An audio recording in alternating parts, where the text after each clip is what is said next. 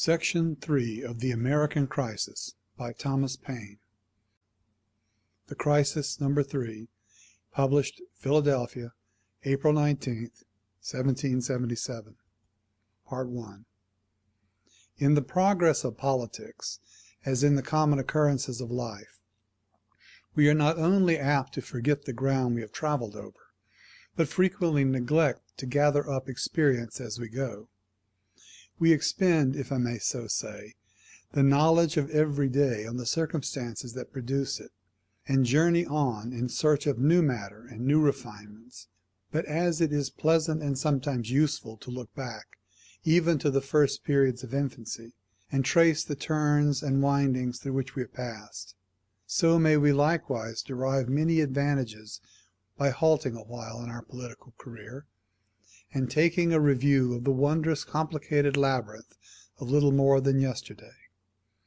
Truly may we say that never did men grow old in so short a time.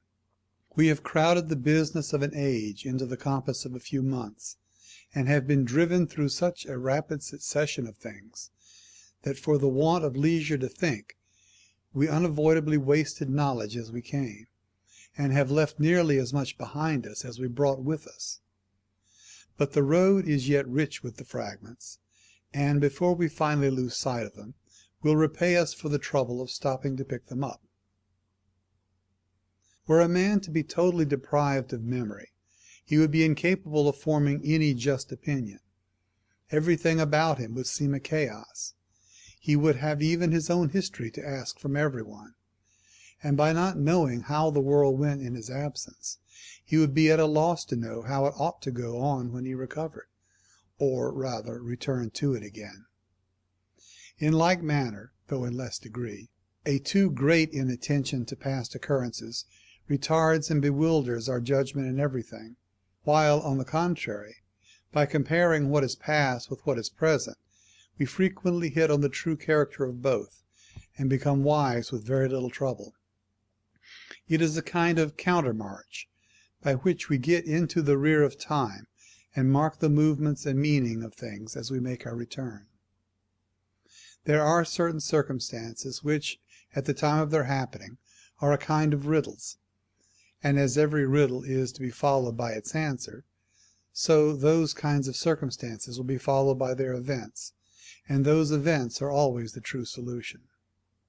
A considerable space of time may lapse between, and unless we continue our observations from the one to the other, the harmony of them will pass away unnoticed. But the misfortune is, that partly from the pressing necessity of some instant things, and partly from the impatience of our own tempers, we are frequently in such a hurry to make out the meaning of everything as fast as it happens, that we thereby never truly understand it, and not only start new difficulties to ourselves by so doing, but, as it were, embarrass Providence in her good designs. I have been civil in stating this fault on a large scale, for as it now stands, it does not appear to be leveled against any particular set of men. But were it to be refined a little further, it might afterwards be applied to the Tories with a degree of striking propriety. Those men that have been remarkable for drawing sudden conclusions from single facts, the least apparent mishap on our side, or the least seeming advantage on the part of the enemy, have determined with them the fate of a whole campaign. By this hasty judgment they have converted a retreat into a defeat, mistook generalship for error, while every little advantage, purposely given the enemy either to weaken their strength by dividing it, embarrass their counsels by multiplying their objects, or to secure a greater post by the surrender of a less, has been instantly magnified into a conquest. Thus, by quartering ill policy upon ill principles, they have frequently promoted the cause they designed to injure, and injured that which they intended to promote. It is probable the campaign may open before this number comes from the press. The enemy have long lain idle, and amused themselves with carrying on the war by proclamations only.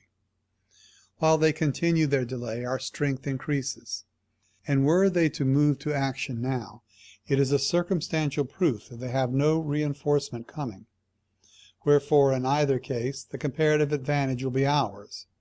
Like a wounded, disabled whale, they want only time and room to die in, and though in the agony of their exit it may be unsafe to live within the flapping of their tail, yet every hour shortens their date and lessens their power of mischief.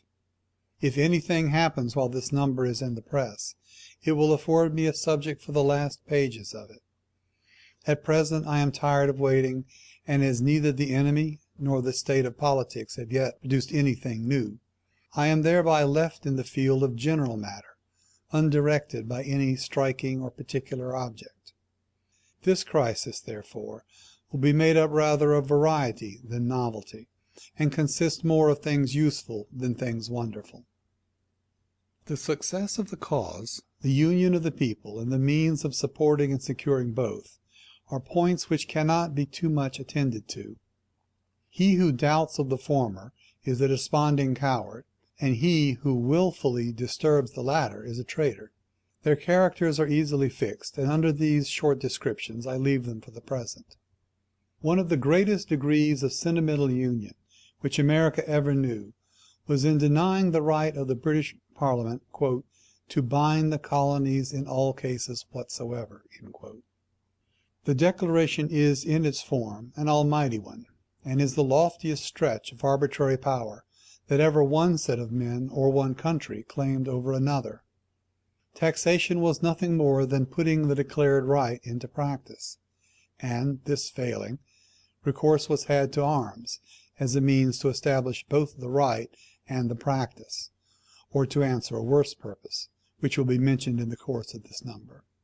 And in order to repay themselves the expense of an army, and to profit by their own injustice, the colonies were, by another law, declared to be in a state of actual rebellion, and of consequence all property therein would fall to the conquerors. The colonies, on their part, first denied the right, secondly they suspended the use of taxable articles, and petitioned against the practice of taxation, and these failing, they thirdly defended their property by force as soon as it was forcibly invaded, and in answer to the declaration of rebellion and non-protection, published their Declaration of Independence and right of self-protection. These, in a few words, are the different stages of the quarrel, and the parts are so intimately and necessarily connected with each other as to admit of no separation. A person, to use a trite phrase, must be a Whig or a Tory in a lump. His feelings as a man may be wounded, his charity as a Christian may be moved, but his political principles must go through all the cases on one side or the other. He cannot be a Whig at this stage and a Tory in that. If he says he is against the united independence of the continent, he is to all intents and purposes against her in all the rest, because this last comprehends the whole. And he may just as well say that Britain was right in declaring us rebels, right in taxing us, and right in declaring her right to bind the colonies in all cases whatsoever.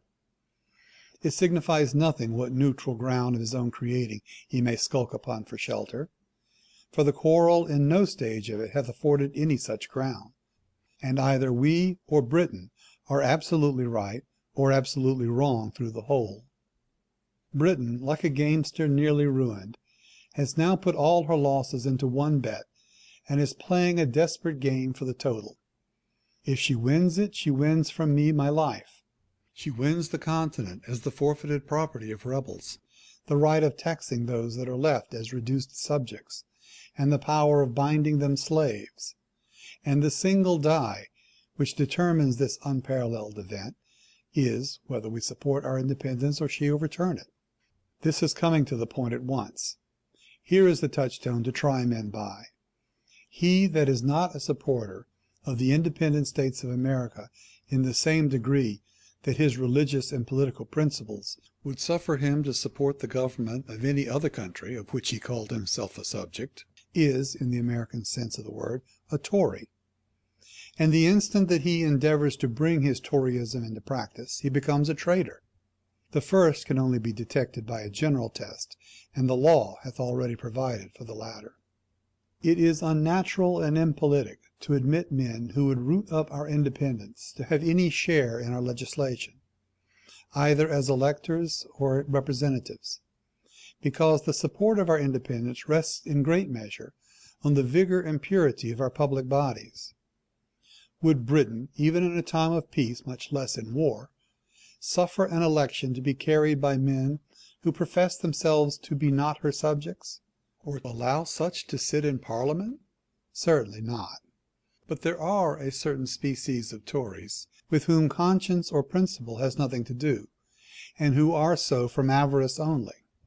Some of the first fortunes on the continent on the part of the Whigs are staked on the issue of our present measures. And shall disaffection only be rewarded with security? Can anything be a greater inducement to a miserly man than the hope of making his mammon safe? And though the scheme be fraught with every character of folly, yet so long as he supposes that by doing nothing materially criminal against America on one part, and by expressing his private disapprobation against independence as palliative with the enemy on the other, he stands in a safe line between both. While, I say, this ground be suffered to remain, craft and the spirit of avarice will point it out, and men will not be wanting to fill up this most contemptible of all characters. These men, ashamed to own the sordid cause from whence their disaffection springs, add thereby meanness to meanness, by endeavouring to shelter themselves under the mask of hypocrisy. That is, they had rather be thought to be Tories from some kind of principle, than Tories by having no principle at all. But till such time as they can show some real reason, natural, political, or conscientious, on which their objections to independence are founded, we are not obliged to give them credit for being Tories of the first stamp, but must set them down as Tories of the last. In the second number of the Crisis, I endeavor to show the impossibility of the enemy's making any conquest of America; that nothing was wanting on our part but patience and perseverance, and that, with these virtues, our success, as far as human speculation could discern, seemed as certain as fate. But there are many among us who, influenced by others, have regularly gone back from the principles they once held, in proportion as we have gone forward. And as it is the unfortunate lot of many a good man to live within the neighbourhood of disaffected ones, I shall therefore, for the sake of confirming the one and recovering the other, endeavour in the space of a page or two to go over some of the leading principles in support of independence. It is a much pleasanter task to prevent vice than to punish it; and however our tempers may be gratified by resentment, or our national expenses eased by forfeited estates, harmony and friendship is nevertheless the happiest condition a country can be blessed with. The principal arguments in support of independence may be comprehended under the four following heads. First, the natural right of the continent to independence. Second, her interest in being independent. Third, the necessity. And fourth, the moral advantages arising therefrom. First, the natural right of the continent to independence is a point which never yet was called into question. It will not even admit of a debate. To deny such a right would be a kind of atheism against nature, and the best answer to such an objection would be, "The fool hath said in his heart there is no God." Second, the interest of the continent in being independent is a point as clearly right as the former. America, by her own internal industry, and unknown to all the powers of Europe, was at the beginning of the dispute arrived at a pitch of greatness, trade, and population, beyond which it was the interest of Britain not to suffer her to pass, lest she grow too powerful to be kept subordinate. She began to view this country with the same uneasy, malicious eye with which a covetous guardian would view his ward whose estate he had been enriching himself by for 20 years, and saw him just arriving at manhood. And America owes no more to Britain for her present maturity than the ward would to the guardian for being 21 years of age. That America hath flourished at the time she was under the government of Britain is true, but there is every natural reason to believe that had she been an independent country from the first settlement thereof, uncontrolled by any foreign power, free to make her own laws, regulate and encourage her own commerce, she had by this time been of much greater worth than now. The case is simply this: the first settlers in the different colonies were left to shift for themselves, unnoticed and unsupported by any European government. But as the tyranny and persecution of the old world daily drove numbers to the new, and as by the favor of heaven on their industry and perseverance they grew into importance, so in a like degree they became an object of profit to the greedy eyes of Europe. It was impossible in this state of infancy, however thriving and promising, that they could resist the power of any armed invader that should seek to bring them under his authority. In this situation Britain thought it worth her while to claim them, and the continent received and acknowledged the claimer. It was in reality of no very great importance who was her master, seeing that from the force and ambition of the different powers of Europe she must, till she acquired strength enough to assert her own right, acknowledge someone, as well perhaps Britain as another, and it might have been as well to have been under the States of Holland as any. The same hopes of engrossing and profiting by her trade, by not oppressing it too much, would have operated alike with any master, and produced to the colonies the same effects.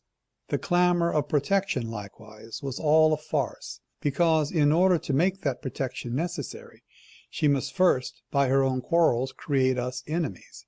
Hard terms indeed. To know whether it would be the interest of the continent to be independent, we need only ask this easy simple question: is it the interest of a man to be a boy all his life? The answer to one will be the answer to both. America hath been one continued scene of legislative contention from the first king's representative to the last, and this was unavoidably founded in the natural opposition of interest between the old country and the new. A governor sent from England, or receiving his authority therefrom, ought never to have been considered in any other light than that of a genteel commissioned spy, whose private business was information, and his public business a kind of civilized oppression. In the first of these characters he was to watch the tempers, sentiments, and disposition of the people, the growth of trade, and the increase of private fortunes; and in the latter, to suppress all such acts of assemblies, however beneficial to the people, which did not directly or indirectly throw some increase of power or profit into the hands of those that sent him. America, till now, could never be called a free country, because her legislation depended on the will of a man 3,000 miles distant, whose interest was in opposition to ours, and who by a single no could forbid what law he pleased. The freedom of trade, likewise, is, to a trading country, an article of such importance that the principal source of wealth depends upon it, and it is impossible that any country can flourish, as it otherwise might do, whose commerce is engrossed, cramped, and fettered by the laws and mandates of another. Yet these evils, and more than I can here enumerate, the continent has suffered by being under the government of England. By an independence we clear the whole at once, put an end to the business of unanswered petitions and fruitless remonstrances, exchange Britain for Europe, shake hands with the world, live at peace with the world, and trade to any market where we can buy and sell. Third, the necessity likewise of being independent, even before it was declared, became so evident and important, that the continent ran the risk of being ruined every day that she delayed it. There was reason to believe that Britain would endeavour to make an European matter of it, and rather than lose the whole would dismember it like Poland, and dispose of her several claims to the highest bidder. Genoa, failing in her attempts to reduce Corsica, made a sale of it to the French, and such traffics had been common in the old world. We had at that time no ambassador in any part of Europe to counteract her negotiations, and by that means she had the range of every foreign court uncontradicted on our part. We even knew nothing of the treaty for the Hessians till it was concluded, and the troops ready to embark. Had we been independent before, we had probably prevented her obtaining them. We had no credit abroad because of our rebellious dependency. Our ships could claim no protection in foreign ports, because we afforded them no justifiable reason for granting it to us. The calling ourselves subjects, and at the same time fighting against the power which we acknowledged, was a dangerous precedent to all Europe. If the grievances justified the taking up arms, they justified our separation. If they did not justify our separation, neither could they justify our taking up arms. All Europe was interested in reducing us as rebels, and all Europe, or the greatest part at least, is interested in supporting us as independent states. At home our condition was still worse. Our currency had no foundation, and the fall of it would have ruined Whig and Tory alike. We had no other law than a kind of moderated passion, no other civil power than an honest mob, and no other protection than the temporary attachment of one man to another. Had independence been delayed a few months longer, this continent would have been plunged into irrecoverable confusion, some violent for it, some against it, till in the general cabal the rich would have been ruined and the poor destroyed. It is to independence that every Tory owes the present safety which he lives in, for by that, and that only, we emerged from a state of dangerous suspense and became a regular people. The necessity likewise of being independent, had there been no rupture between Britain and America, would in a little time have brought one on. The increasing importance of commerce, the weight and perplexity of legislation, the entangled state of European politics, would daily have shown to the continent the impossibility of continuing subordinate. For, after the coolest reflection on the matter, this must be allowed, that Britain was too jealous of America to govern it justly, too ignorant of it to govern it well, and too far distant from it to govern it at all. Fourth, but what weigh most with all men of serious reflection are the moral advantages arising from independence. War and desolation have become the trade of the old world, and America neither could nor can be under the government of Britain without becoming a sharer of her guilt, and a partner in all the dismal commerce of death. The spirit of duelling, extended on a national scale, is a proper character for European wars. They have seldom any other motive than pride, or any other object than fame. The conquerors and the conquered are generally ruined alike, and the chief difference at last is, that the one marches home with his honours, and the other without them. 'Tis the natural temper of the English to fight for a feather if they suppose that feather to be an affront, and America, without the right of asking why, must have abetted in every quarrel and abided by its fate. It is a shocking situation to live in, that one country must be brought into all the wars of another, whether the measure be right or wrong, or whether she will or not. Yet this, in the fullest extent, was and ever would be the unavoidable consequence of the connection. Surely the Quakers forgot their own principles when, in their late testimony, they call this connection, with these military and miserable appendages hanging to it, the happy constitution. Britain, for centuries past, has been nearly 50 years out of every 100 at war with some power or other. It certainly ought to be a conscientious as well as political consideration with America, not to dip her hands in the bloody work of Europe. Our situation affords us a retreat from their cabals, and the present happy union of the states bids fair for extirpating the future use of arms from one quarter of the world.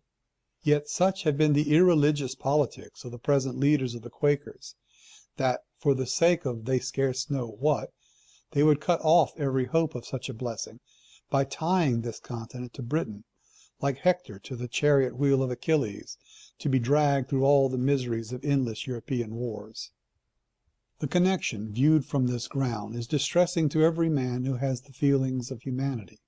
By having Britain for our master, we became enemies to the greatest part of Europe, and they to us, and the consequence was war inevitable.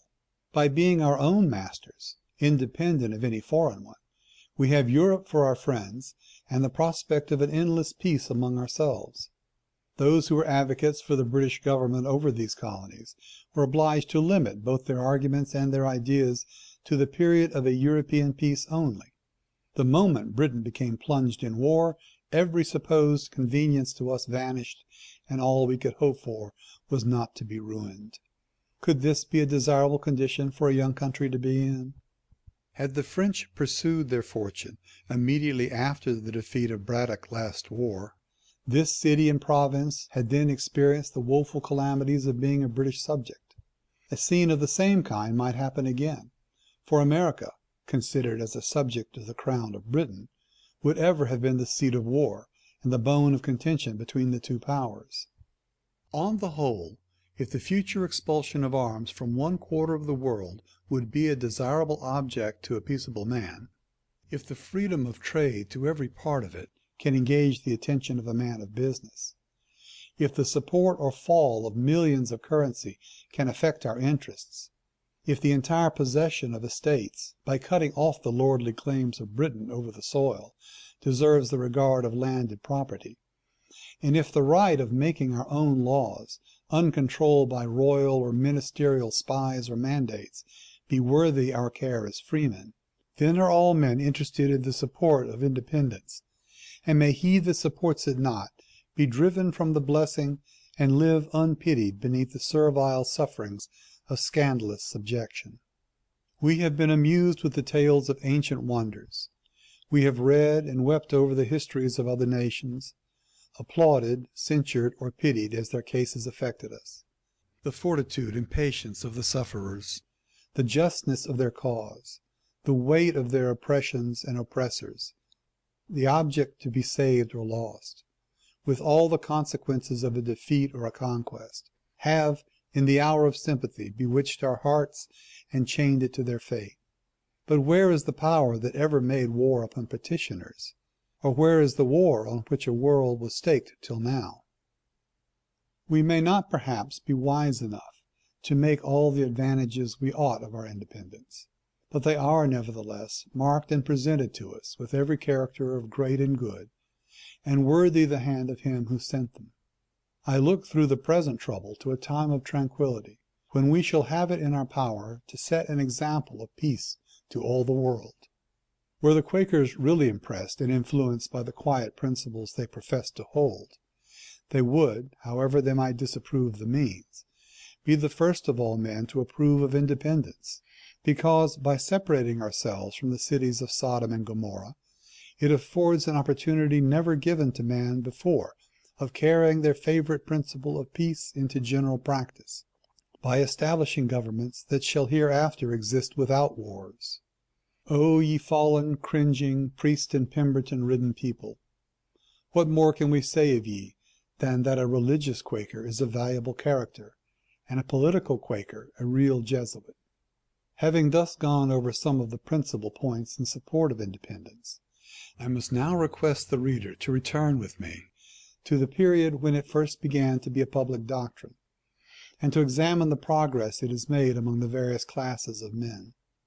The area I mean to begin at is the breaking out of hostilities, April 19, 1775. Until this event happened, the continent seemed to view the dispute as a kind of lawsuit for a matter of right, litigating between the old country and the new, and she felt the same kind and degree of horror as if she had seen an oppressive plaintiff, at the head of a band of ruffians, enter the court while the cause was before it, and put the judge, the jury, the defendant, and his counsel to the sword. Perhaps a more heartfelt convulsion never reached a country with the same degree of power and rapidity before, and never may again. Pity for the sufferers mixed with indignation at the violence, and heightened with apprehensions of undergoing the same fate, made the affair of Lexington the affair of the continent. Every part of it felt the shock, and all vibrated together. A general promotion of sentiment took place. Those who had drank deeply into Whiggish principles, that is, the right and necessity, not only of opposing, but wholly setting aside the power of the crown as soon as it became practically dangerous, for in theory it was always so, stepped into the first stage of independence, while another class of Whigs, equally sound in principle but not so sanguine in enterprise, attached themselves the stronger to the cause, and fell close in with the rear of the former. Their partition was a mere point. Numbers of the moderate men, whose chief fault at that time arose from entertaining a better opinion of Britain than she deserved, convinced now of their mistake, gave her up and publicly declared themselves good Whigs, while the Tories, seeing it was no longer a laughing matter, either sank into silent obscurity, or contented themselves with coming forth and abusing General Gage. Not a single advocate appeared to justify the action of that day. It seemed to appear to everyone with the same magnitude, struck everyone with the same force, and created in everyone the same abhorrence. From this period we may date the growth of independence. If the many circumstances which happened at this memorable time be taken in one view and compared with each other, they will justify a conclusion which seems not to have been attended to. I mean a fixed design in the king and ministry of driving America into arms, in order that they might be furnished with a pretense for seizing the whole continent as the immediate property of the crown, a noble plunder for hungry courtiers. It ought to be remembered that the first petition from the Congress was at this time unanswered on the part of the British king; that the motion, called Lord North's motion of the 20th of February, 1775, arrived in America the latter end of March. This motion was to be laid by the several governors then in being before the assembly of each province, and the first assembly before which it was laid was the assembly of Pennsylvania in May following. This being a just state of the case, I then ask, why were hostilities commenced between the time of passing the resolve in the House of Commons of the 20th of February and the time of the Assembly's meeting to deliberate upon it? Degrading and famous as that motion was, there is nevertheless reason to believe that the king and his adherents were afraid the colonies would agree to it, and lest they should, took effectual care that they should not, by provoking them with hostilities in the interim. They had not the least doubt at that time of conquering America at one blow, and what they expected to get by a conquest being infinitely greater than anything they could hope to get either by taxation or accommodation, they seemed determined to prevent even the possibility of hearing each other, lest America should disappoint their greedy hopes of the whole by listening even to their own terms.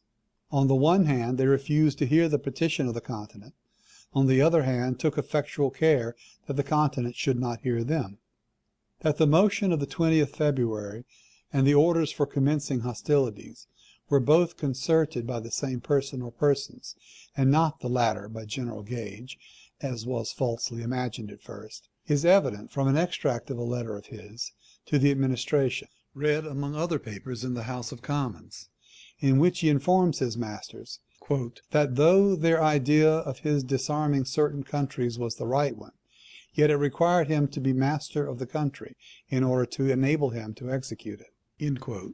This was prior to the commencement of hostilities, and consequently before the motion of the 20th February could be deliberated on by the several assemblies. Perhaps it may be asked, why was the motion passed, if there was at the same time a plan to aggravate the Americans not to listen to it? Lord North assigned one reason himself, which was a hope of dividing them. This was publicly tempting them to reject it, that if, in case the injury of arms should fail in provoking them sufficiently, the insult of such a declaration might fill it up. But by passing the motion, and getting it afterward rejected in America, it enabled them, in their wicked idea of politics, among other things, to hold up the colonies to foreign powers, with every possible mark of disobedience and rebellion. They had applied to those powers not to supply the continent with arms, ammunition, etc., and it was necessary they should incense them against us, by assigning on their own part some seeming reputable reason why. By dividing, it had a tendency to weaken the states, and likewise to perplex the adherents of America in England. But the principal scheme, and that which has marked their character in every part of their conduct, was a design of precipitating the colonies into a state which they might afterwards deem rebellion, and under that pretense put an end to all future complaints, petitions, and remonstrances, by seizing the whole at once. They had ravaged one part of the globe till it could glut them no longer. Their prodigality required new plunder, and through the East India Article T they hoped to transfer their rapine from that quarter of the world to this. Every designed quarrel had its pretense, and the same barbarian avarice accompanied the plant to America, which ruined the country that produced it. That men never turn rogues without turning fools is a maxim sooner or later universally true. The commencement of hostilities, being in the beginning of April, was of all times the worst chosen. The Congress were to meet the 10th of May following, and the distress the continent felt at this unparalleled outrage gave a stability to that body which no other circumstance could have done. It suppressed too all inferior debates, and bound them together by necessitous affection, without giving them time to differ upon trifles. The suffering likewise softened the whole body of the people into a degree of pliability, which laid the principal foundation stone of union, order, and government, and which at any other time might only have fretted and then faded away unnoticed and unimproved. But Providence, who knows best how to time her misfortunes as well as her immediate favors, chose this to be the time, and who dare dispute it? It did not seem the disposition of the people at this crisis to heap petition upon petition, while the former remained unanswered. The measure, however, was carried in Congress, and a second petition was sent, of which I shall only remark that it was submissive even to a dangerous fault, because the prayer of it appealed solely to what it called the prerogative of the crown, while the matter in dispute was confessedly constitutional. But even this petition, flattering as it was still not so harmonious as the chink of cash, and consequently not sufficiently grateful to the tyrant and his ministry. From every circumstance it is evident that it was the determination of the British court to have nothing to do with America, but to conquer her fully and absolutely. They were certain of success, and the field of battle was the only place of treaty. I am confident there are thousands and tens of thousands in America who wonder now that they should ever have thought otherwise. But the sin of that day was the sin of civility, yet it operated against our present good in the same manner that a civil opinion of the devil would against our future peace. Independence was a doctrine scarce and rare, even towards the conclusion of the year 1775. All our politics have been founded on the hope of expectation of making the matter up, a hope which, though general on the side of America, had never entered the head or heart of the British court. Their hope was conquest and confiscation. Good heavens! What volumes of thanks does America owe to Britain! What infinite obligation to the tool that fills with paradoxical vacancy the throne! Nothing but the sharpest essence of villainy, compounded with the strongest distillation of folly, could have produced a menstruum that would have effected a separation.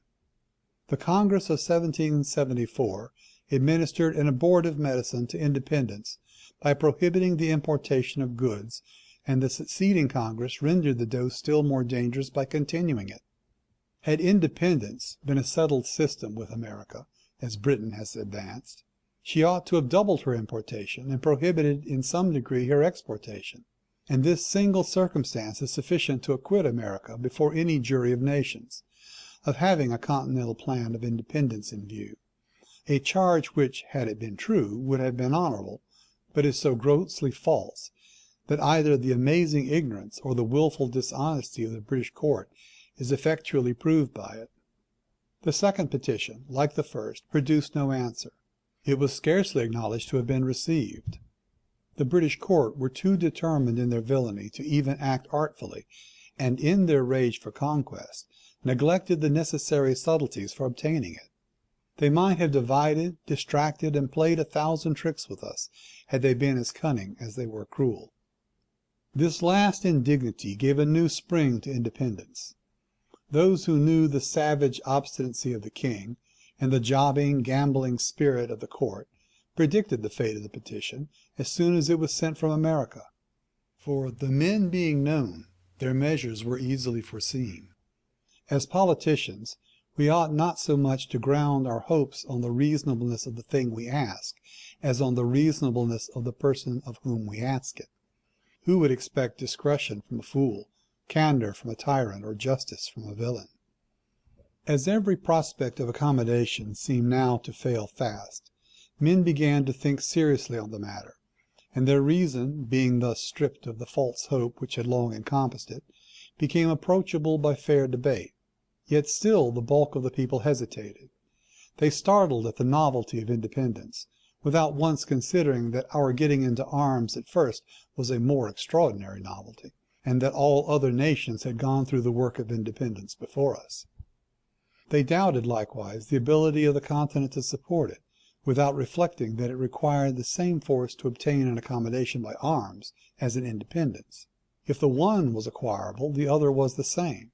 because to accomplish either it was necessary that our strength should be too great for Britain to subdue, and it was too unreasonable to suppose that with the power of being masters we should submit to be servants. Their caution at this time was exceedingly misplaced, for if they were able to defend their property and maintain their rights by arms, they consequently were able to defend and support their independence. And in proportion as these men saw the necessity and correctness of the measure, they honestly and openly declared and adopted it, and the part that they had acted since has done them honor and fully established their characters. Error in opinion has this peculiar advantage with it, that the foremost point of the contrary ground may at any time be reached by the sudden exertion of a thought, and it frequently happens in sentimental differences that some striking circumstance or some forcible reason quickly conceived will effect in an instant what neither argument nor example could produce in an age. Insert. In this state of political suspense the pamphlet Common Sense made its appearance, and the success it met with does not become me to mention. Dr. Franklin, Mr. Samuel, and John Adams were severally spoken of as the supposed author. I had not at that time the pleasure either of personally knowing nor being known to the two last gentlemen. The favour of Dr. Franklin's friendship I possessed in England, and my introduction to this part of the world was through his patronage. I happened, when a schoolboy, to pick up a pleasing natural history of Virginia, and my inclination from that day of seeing the western side of the Atlantic never left me. In October 1775, Dr. Franklin proposed giving me such materials as were in his hands towards completing a history of the present transactions, and seemed desirous of having the first volume out the next spring. I had then formed the outlines of Common Sense, and finished nearly the first part, and as I supposed the doctor's design in getting out a history was to open the new year with a new system, I expected to surprise him with a production on that subject much earlier than he thought of, and without informing him of what I was doing, got it ready for the press as fast as I conveniently could, and sent him the first pamphlet that was printed off. End insert. End of The Crisis, No. 3, Part 1, by Thomas Paine.